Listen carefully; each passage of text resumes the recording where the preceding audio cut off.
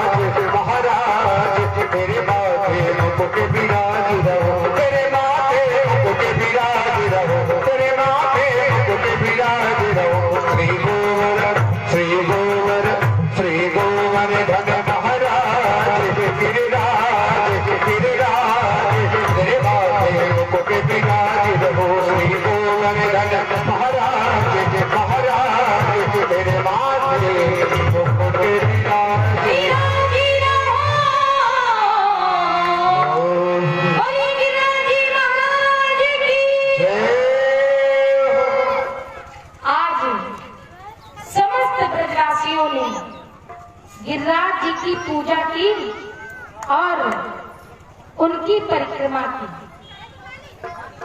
और आज भी जो भक्त श्रद्धा से यदि अपनी मनोकामना लेकर के जाते हैं, और मनोकामना भी ऐसी ना कीजिए कि जो आप कह दीजिए कि हम हेलीकॉप्टर चाहते हैं, तो इच्छित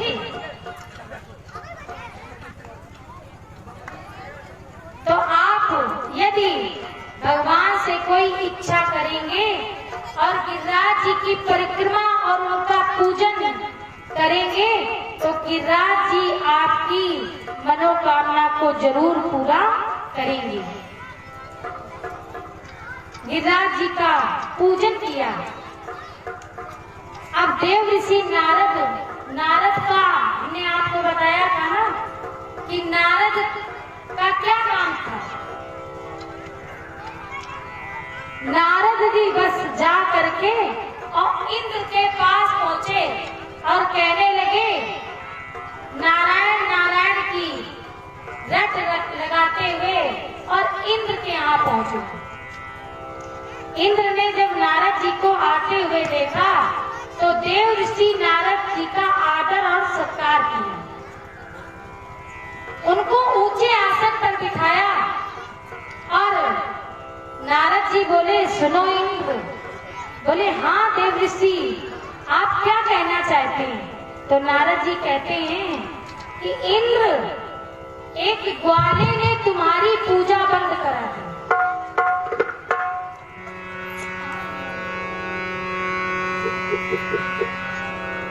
इंद्र, तुम्हारी पूजा बंद करा दी एक ग्वाले ने।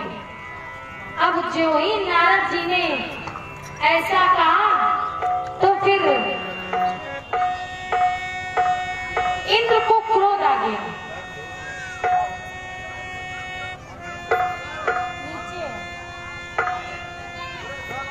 तो इंद्र को क्रोध आया और क्रोध में इसने मेघों को आज्ञा दी, सांवर्तक नाम के मेघों को आज्ञा दी और कहा कि पृथ्वी में जाकर के तुम वर्षा करो।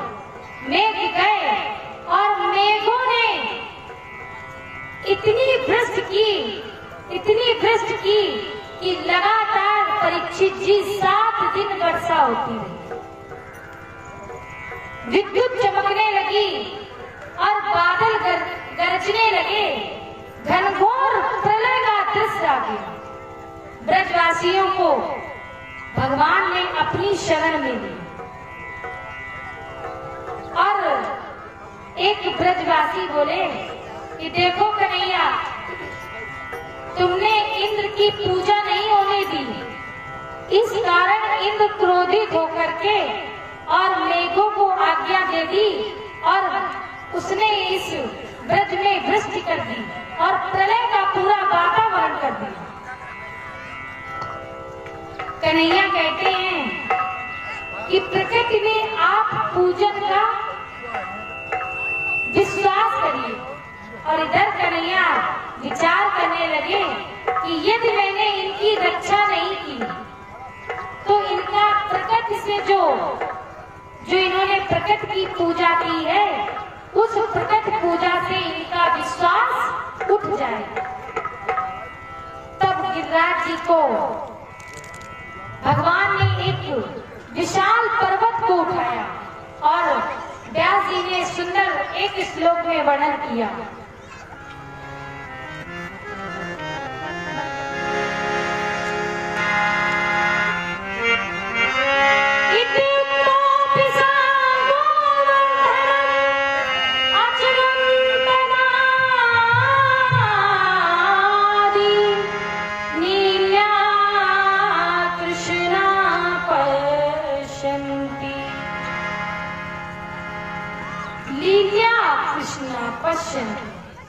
कृष्ण ने खेल में उस विशाल पर्वत को उठा लिया और दोनों हाथ नहीं लगाए कन्हैया ने, एकेन हस्तेन सा गोवर्धनम अचरा, एक हाथ से गिरिराज जी को उठा लिया, धारण कर लिया। और ये भागवत जी के श्लोक में वर्णन है कि एक हाथ से उठाया, और गर्ग संहिता में है कि भगवान ने अपनी अनामिका नाम की उंगली में, उंगली के नख के ऊपर इस पर्वत को धारण किया। और दोनों ही बातें हमने आपको बता दी, जिसमें आपको ये संदेह ना हो कि हमें ये बात नहीं बताई गई। एक हाथ से श्रीमद् भागवत महापुराण के श्लोक में एक हाथ का वर्णन, और गर्ग संहिता में भगवान ने अपनी अनामिका नाम की अंगुली के नख में, ये जो नाखून होते हैं, इसमें उस पर्वत को धारण किया। और जो वृंदावन के रसिक भक्त हैं, हमारे वृंदावन के जो संत भक्त हैं, रसिक, जो राधा जी को मानते हैं, तो वो लोग कहते हैं कि ये पर्वत तो हमारी राधा रानी की कृपा से भगवान ठाकुर जी ने धारण किया। इष्ट की उपासना तभी तो जब श्री जी की उपासना हुई, तब ठाकुर जी ने कृपा हुई और ठाकुर जी ने इस विशाल पर्वत को धारण किया। नहीं तो कन्हैया में इतना सामर्थ्य कहाँ था, इतनी ताकत कहाँ थी कि जो इस विशाल पर्वत को वो धारण कर लेते, उठा पाते। ये रसिक भक्त कहते हैं। और क्या कहते हैं? कछु माखन को मल बढ़ो, कछु गोपिन किए सहाय, राधा श्री राधा जू की कृपा से गिरिवरली ने उठा। किसकी कृपा से? रसिक भक्त संत जन महापुरुष जो वहां रहते हैं वृंदावन में, तो वो कहते हैं बिहारी जी की इतना सामर्थ्य नहीं था, वो तो राधा जी ने हाथ लगाया तो राधा जी की कृपा से गिरिवर लील उठाए। श्री वृषभान दुलारी की कृपा से ठाकुर जी ने आज ये विशाल पर्वत उठाया। परीक्षित जी को बताते हैं श्री सुखदेव जी महाराज कि 7 दिन तक लगातार वर्षा हुई। अब जब मेघों के पास जल नहीं बचा, तब ये मेघ इंद्र के यहाँ गए, इंद्र के पास वापस गए, और इंद्र भगवान की शरण में आया। इंद्र ने भगवान से क्षमा प्रार्थना मांगी। इसके बाद इंद्र वापस आ गया। भगवान बोले, मेरी लीला अवतारों को, मेरे चरित्रों पर, मेरी कथाओं में, मेरे सत्संग में कभी भी किसी को संदेह नहीं करना चाहिए। और देखिए, रामचरितमानस आपने सुनी है और रोज यहाँ होती है रात्रिकालीन बेला में, तो आपने राम कथा में सुना होगा कि सती जी ने क्या किया था? संदेह ही तो किया था। और संदेह में जब संदेह किया तो सती का क्या हुआ? सती को अपना शरीर त्यागना पड़ा। तो कभी भी हमें महापुरुषों पर, संत जनों पर और गुरुजनों पर, माता पिता पर, बड़े बुजुर्गों पर और आए हुए अतिथियों पर जो हमसे बड़े हैं, पुराणों में, शास्त्रों में, कथाओं में, सत्संग में कभी भी संदेह नहीं करना। कोई बोला ही नहीं, जोर से बोलिए भाई, कभी भी कोई संदेह नहीं करना। हाँ, अब सबने गिरिराज जी का पूजन किया धीरे धीरे रास्ते खुल गए और भगवान बोले अपने बच्चों से कि तुम लोग अब अपने अपने घर को जाओ। वहां पर जितनी भी स्त्रियां थी, गोर, ग्वाले, बछड़े, गौवे, जब पर्वत भगवान ने उठाया तो मधुसूदन ने क्या किया, अपनी लाठी लगाने लगे। तो भगवान ने सोचा कि मधुसूदन अपनी लाठी से ये पर्वत रोकना चाह रहे हैं, तो भगवान ने थोड़ा सा हाथ ढीला किया तो पर्वत नीचे आने लगा। तो ये बोले कि अरे कन्हैया मुझे बचाओ। तब भगवान ने फिर उस पर्वत को धारण किया और ऊपर किया। भगवान ने उस पर्वत को जिस प्रकार से उठाया था उसी प्रकार से वह पर्वत उसी स्थान पर रख दिया। तभी तो नंद बाबा और कन्हैया के कारण आज उस पर्वत की पूजा हम लोग करते हैं और उसको गिरिराज जी के रूप में हम सभी लोग जानते हैं। श्री सुखदेव जी ने कहा और बताया कि प्रभु ने प्रकृति का पूजन कराया और कथा सुनाते हुए श्री सुखदेव जी बोले कि एक दिन एकादशी का नंद बाबा का व्रत था। एकादशी का व्रत था नंद बाबा का। तो आसुरी बेला आई और यमुना में स्नान करने के लिए नंद बाबा गए और नंद बाबा ने यमुना में स्नान किया। और जब नंद बाबा इस यमुना में स्नान करने लगे तो वरुण के दूत वहां पर आ गए और वरुण के दूतों ने नंद बाबा को पकड़ लिया और पकड़ करके ले गए। ब्रज में हाहाकार मच गई कि नंद बाबा को कोई पकड़ करके ले गया। तब कन्हैया ने उन यमदूतों से, वरुण के दूतों से नंद बाबा को मुक्त कराया। इस प्रकार से ये कथा हमने आपको श्रवण कराई। आगे एक दिन श्री सुखदेव जी कहते हैं कि एक दिन समस्त ब्रजवासी एक साथ खेल रहे थे और समस्त ब्रजवासी गोप ग्वाला सब कन्हैया के साथ खेल रहे थे। तो समस्त ग्वाले बोले कन्हैया से कि कन्हैया मैं तुम्हारा धाम देखना चाहता हूँ, बैकुंठ धाम। बोले क्या तुम मेरा धाम देखना चाहते हो? बोले हाँ मैं तुम्हारा बैकुंठ धाम देखना चाहता हूँ कि वो कितना सुंदर है।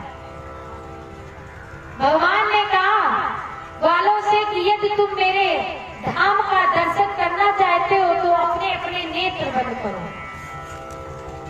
समस्त ग्वालों ने अपने नेत्र बंद किए तो देखा क्या बैकुंठ समस्त ग्वाल पहुंच गए। अब देखते क्या है कि हमारे ठाकुर जी सिंहासन पर विराजमान है और सुंदर मुरली उनके हाथों में है और सर्वेश्वरी रास रासेश्वरी वृषभान दुलारी उनके निकट बैठी है, राधा रानी। अब समस्त ब्रजवासियों ने भगवान का दर्शन किया। अब बेचारे कितने दिन दर्शन करते। अब ग्वाले, अब ठाकुर जी ग्वालों से वहां कुछ बोल नहीं रहे हैं।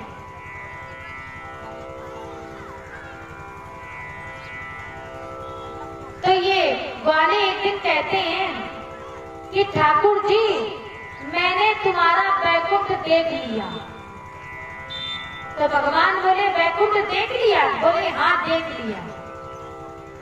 तो कन्हैया कहते हैं बैकुंठ कैसा लगा? तो ग्वाले कहते हैं कन्हैया तुम्हारा बैकुंठ मुझे बिल्कुल भी अच्छा नहीं लग रहा। बोले क्यों? बोले कन्हैया मैं अपने ब्रज को ही जाना चाहता हूँ। कन्हैया बोले अरे तुमने तो कहा था कि हम बैकुंठ का दर्शन करेंगे, तो यहाँ घूमो, यहाँ की शोभा देखो।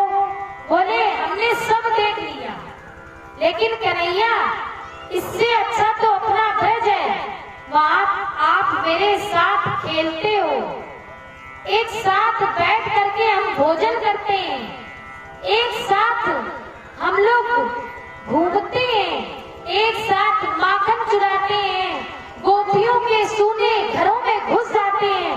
लेकिन यहाँ तो आप ठाकुर जी केवल सिंहासन पर ही हमें दिखाई पड़ रहे हैं, आप तो मेरे पास ही नहीं आते हैं। तो ठाकुर जी ने कहा कि ठीक है ग्वालों, तुम अपने नेत्र बंद करो।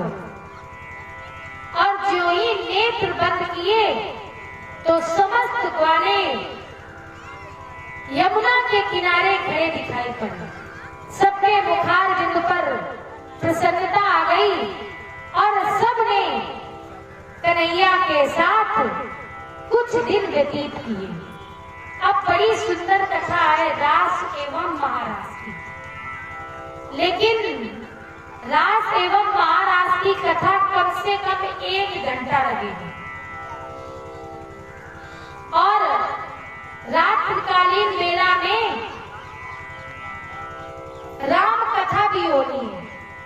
तो इसलिए कल रास एवं महारास की कथा हम लोग सुनेंगे और भगवान के विवाह का सुंदर पावन चरित्र भी श्रवण करेंगे, सुदामा चरित्र की भी कथा सुनेंगे और कल कथा को पूर्ण विश्राम भी दिया जाएगा। तो आप लोग आज संख्या में ठीक आई हैं, हम ये नहीं कहेंगे कि बहुत आई हैं। आज हमें ये लगा है कि नगला तौर में लोग रहते हैं, नहीं तो हमें तो ये लग रहा था कि नगला तौर जो ग्राम है बहुत छोटा ग्राम है। लेकिन इस ध्वनि विस्तारक से जहाँ भी मेरी आवाज पहुंच रही हो तो कल कथा को पूर्णता प्रदान की जाएगी। तो समस्त लोग कल कथा सुनने जरूर आए और जिसने अभी तक कथा नहीं सुनी हो वो रास एवं महारास की कथा सुने तो उसको संपूर्ण कथाओं का फल प्राप्त हो जाएगा, क्योंकि रास और एवं महारास की कथा भगवान का हृदय है। इसलिए कल की कथा आप लोग सुनने जरूर आए। आइए 2 पल प्रभु नाम का संकीर्तन और इसके बाद आरती